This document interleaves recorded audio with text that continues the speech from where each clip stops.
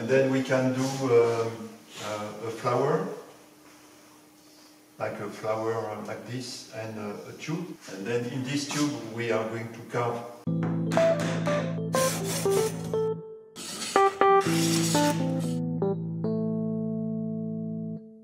So if you can train yourself using both hands.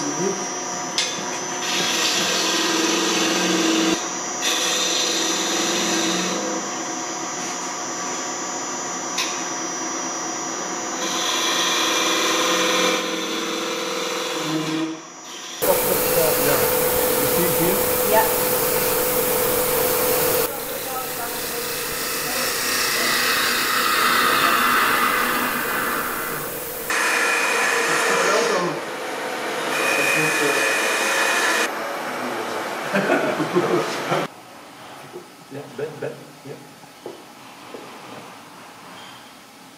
And you had 2 hours like this. Okay, no problem. The bevel here and cut on one side. It's very comfortable.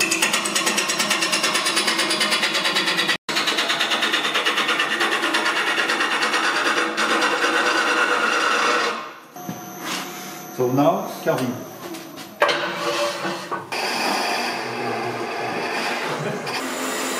First you can do